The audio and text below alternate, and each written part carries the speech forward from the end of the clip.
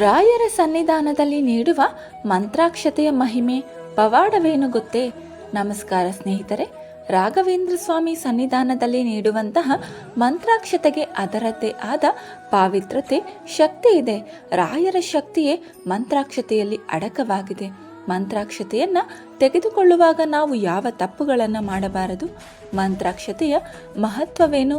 ಮಂತ್ರಾಕ್ಷತೆಯನ್ನ ಬಳಸೋದರ ಪ್ರಯೋಜನಗಳೇನು? ಕಲಿಯುಗದ ಪ್ರತ್ಯಕ್ಷ ದೇವರೆಂದು ನಾವು ರಾಘವೇಂದ್ರ ಸ್ವಾಮಿಗಳನ್ನು ಕರೆಯುತ್ತೇವೆ. ಬೇಡಿದವರ ಇಷ್ಟಾರ್ಥಗಳನ್ನು ಈಡೇರಿಸಿ ಸಂಕಷ್ಟಗಳನ್ನು ದೂರ ಮಾಡುವವರೇ ಕಲಿಯುಗದ ಕಾಮಧೇನು ರಾಘವೇಂದ್ರ ಸ್ವಾಮಿಗಳು. ರಾಘವೇಂದ್ರ ಸ್ವಾಮಿಗಳ ಮಹಿಮೆ ಹೇಗಿದೆ ಎಂದರೆ, ಇಂದಿಗೂ ಜನರು ದೇವರೆಂದರೆ ತಿರುಪತಿ ತಿಮ್ಮಪ್ಪ, ಗುರುಗಳೆಂದರೆ ಶ್ರೀ ಮಂಚಾಲೆ ರಾಘಪ್ಪ ಎನ್ನುವ ನಾಣ್ಣುಡಿ ಇದೆ. ಎಲ್ಲರನ್ನೂ ಪವಾಡ ಪುರುಷರು ಎಂದು ಕರೆಯಲು ಸಾಧ್ಯವಿಲ್ಲ. ಯಾರು ದೈವಿ ರೂಪದಲ್ಲಿ ಬಂದು ಜನರ ಸಂಕಷ್ಟಗಳನ್ನು ಪರಿಹರಿಸಿ ಬ್ರಹ್ಮಾಂಡದ ಕಲ್ಯಾಣವನ್ನು ಅಪೇಕ್ಷಿಸುತ್ತಾರೋ ಅವರನ್ನ ನಾವು ಪವಾಡ ಪುರುಷರು, ಮಹಾಮಹಿಮರು ಎಂದು ಕರೆಯುತ್ತೇವೆ. ರಾಘವೇಂದ್ರ ಸ್ವಾಮಿಗಳು ಅಕ್ಷರಶಃ ದೈವಾಂಶ ಸಂಭೂತರು. ರಾಘವೇಂದ್ರ ಸ್ವಾಮಿಗಳು ನೆಲೆ ನಿಂತ ಮಂತ್ರಾಲಯದಲ್ಲಿ ಹಾಗೂ ಇತರೆ ರಾಯರ ಮಠಗಳಲ್ಲಿ ನೀಡುವ ಮಂತ್ರಾಕ್ಷತೆಗೆ ಎಷ್ಟೊಂದು ಶಕ್ತಿ ಇದೆ ನೋಡಿ. ಮಂತ್ರಾಕ್ಷತೆಗೆ ಅಪಮಾನವನ್ನ ಮಾಡದಿರಿ. ಮಂತ್ರಾಲಯಕ್ಕೆ ಭೇಟಿ ನೀಡಿದಾಗಲೆಲ್ಲ ನಮಗೆ ಮಂತ್ರಾಕ್ಷತೆಯನ್ನ ನೀಡುತ್ತಾರೆ. ಅದನ್ನು ತಲೆಯ ಮೇಲೆ ಹಾಕಿಕೊಂಡು ತಕ್ಷಣ ಕೆಳಗೆ ಬೀಳುತ್ತದೆ. ಇದರರ್ಥ ನೀವು ಅದನ್ನು ತಪ್ಪಾಗಿ ತಲೆಯ ಮೇಲೆ ಹಾಕಿಕೊಂಡಿದ್ದೀರಿ ಎಂಬುದಾಗಿದೆ. ರಾಯರ ಮಂತ್ರಾಕ್ಷತೆಯನ್ನ ತಲೆಯ ಮೇಲೆ ಹಾಕಿಕೊಳ್ಳಲು ಅದರದ್ದೇ ಆದ ನಿಯಮವಿದೆ. ಮಂತ್ರಾಕ್ಷತೆಯನ್ನ ತಪ್ಪಾದ ರೀತಿಯಲ್ಲಿ ಬಳಸಿದರೆ ಅದರಿಂದ ನಿಮಗೆ ಅಪಾಯವಾಗಬಹುದು. ಯಾಕೆಂದರೆ ನೀವು ಮಂತ್ರಾಕ್ಷತೆಗೆ ಅಪಮಾನವನ್ನ ಮಾಡುತ್ತಿದ್ದೀರಿ ಎಂದರೆ ಅದು ನೇರವಾಗಿ ರಾಯರಿಗೆ ಮಾಡಿದ ಅಪಮಾನವಾಗಿರುತ್ತದೆ. ಉತ್ತಮ ಆರೋಗ್ಯಕ್ಕಾಗಿ ಮಂತ್ರಾಕ್ಷತೆಯಿಂದ ಹೀಗೆ ಮಾಡಿ. ಯಾವುದೇ ರೀತಿಯಾದ ಆರೋಗ್ಯ ಸಮಸ್ಯೆಯನ್ನು ನೀವು ಹೊಂದಿದ್ದರೆ ಅದನ್ನು ದೂರ ಮಾಡುವ ಶಕ್ತಿ ರಾಯರ ಮಂತ್ರಾಕ್ಷತೆಗಿದೆ. ರಾಯರ ಮಠದಲ್ಲಿ ನೀಡಿರುವ ಮಂತ್ರಾಕ್ಷತೆಯನ್ನು ಒಂದು ಬಿಳಿ ಬಣ್ಣದ ಬಟ್ಟೆಯಲ್ಲಿ ಇಟ್ಟು ಅದನ್ನು ನಿಮ್ಮ ದೇಹದ ಬಲಭಾಗದಲ್ಲಿ, ಅಂದರೆ ಬಲಭಾಗದ ಜೇಬು ಅಥವಾ ಪಾಕೆಟ್ನಲ್ಲಿ ಇಟ್ಟುಕೊಳ್ಳಬೇಕು. ನಂತರ ಶ್ರೀಗಂಧವನ್ನು ಮತ್ತು ತುಳಸಿ ದಳಗಳನ್ನು ನೀರಿಗೆ ಹಾಕಿ ಆ ನೀರನ್ನು ನಿಮ್ಮ ತಲೆಯ ಮೇಲೆ ಪ್ರೋಕ್ಷಣೆಯನ್ನು ಮಾಡಿಕೊಳ್ಳಬೇಕು. ಈ ರೀತಿ ದಿನನಿತ್ಯ ಮಾಡೋದರಿಂದ ನಿಮ್ಮ ಆರೋಗ್ಯ ಉತ್ತಮವಾಗಿರುತ್ತದೆ. ಎಷ್ಟು ಮಂತ್ರಾಕ್ಷತೆಯನ್ನು ತಲೆಯ ಮೇಲಿಟ್ಟುಕೊಳ್ಳಬೇಕು? ಪ್ರತಿನಿತ್ಯ ಸ್ನಾನ ಮಾಡಿದ ಬಳಿಕ ಬಿಳಿ ಬಟ್ಟೆಯಲ್ಲಿ ಇಟ್ಟುಕೊಂಡಿರುವ ಮಂತ್ರಾಕ್ಷತೆಯಲ್ಲಿ 2 ಮಂತ್ರಾಕ್ಷತೆ ಕಾಳುಗಳನ್ನು ನಿಮ್ಮ ತಲೆಯ ಮೇಲೆ ಇಟ್ಟುಕೊಳ್ಳಿ. ಮಂತ್ರಾಕ್ಷತೆಯನ್ನು ಶೇಖರಣೆ ಮಾಡಿಕೊಳ್ಳುವುದು ತುಂಬಾ ಒಳ್ಳೆಯದು.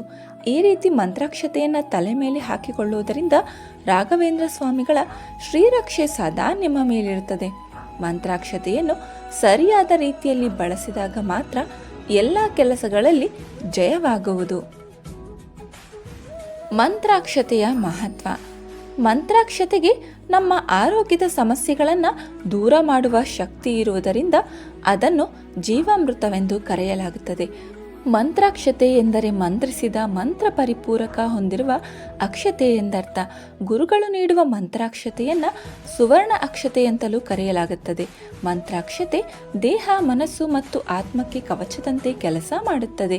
ಮಂತ್ರಾಕ್ಷತೆ ಗುರು ಶಿಷ್ಯರ ಬಾಂಧವ್ಯವನ್ನು ಪ್ರತಿನಿಧಿಸುತ್ತದೆ. ಮಠಗಳಿಗೆ ಬಂದಿರುವ ಭಕ್ತರು, ಅಂದರೆ ಶಿಷ್ಯರು, ಮಂತ್ರಾಕ್ಷತೆ ಇಲ್ಲದೆ ಮಠದಿಂದ ಹೊರಗೆ ಹೋಗಲು ಬಯಸುವುದಿಲ್ಲ. ಮಂತ್ರಾಕ್ಷತೆಗೆ ಸಂಬಂಧಿಸಿದ ಕತೆ.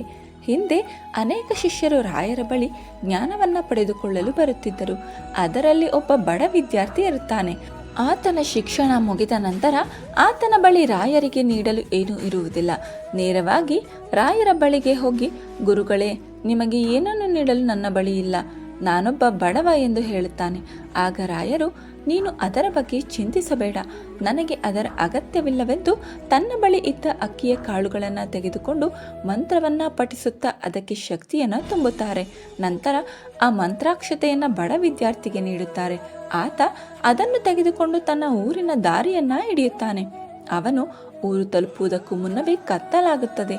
ಆಗ ಅವನು ಅಲ್ಲೇ ಮಾರ್ಗ ಮಧ್ಯದಲ್ಲಿದ್ದ ಒಂದು ಪುಟ್ಟ ಮನೆಯಲ್ಲಿ ಆಶ್ರಯವನ್ನ ಪಡೆದುಕೊಳ್ಳುತ್ತಾನೆ. ಆ ಮನೆಯ ಮಾಲೀಕನ ಹೆಂಡತಿ ತುಂಬ ಗರ್ಭಿಣಿಯಾಗಿದ್ದಳು. ಆಕೆಯ ಗರ್ಭದಲ್ಲಿದ್ದ ಮಗುವನ್ನು ತಿನ್ನುವುದಕ್ಕಾಗಿ ಪಿಶಾಚಿಯೊಂದು ಅಲ್ಲಿಗೆ ಬರುತ್ತದೆ. ಆಗ ರಾಯರ ಶಿಷ್ಯ ಗುರುಗಳು ನೀಡಿದ್ದ ಮಂತ್ರಾಕ್ಷತೆಯನ್ನು ಪಿಶಾಚಿಯತ್ತ ತೋರಿಸುತ್ತಾರೆ. ಆಗ ಆ ಪಿಶಾಚಿ ಅಲ್ಲಿಂದ ಓಡಿ ಹೋಗುತ್ತದೆ. ಇದರಿಂದ ಆತನಿಗೆ ಆ ಕುಟುಂಬದಲ್ಲಿ ವಿಶೇಷ ಗೌರವ ಸಿಗುತ್ತದೆ. ರಾಘವೇಂದ್ರ ಸ್ವಾಮಿ ಮಂತ್ರ.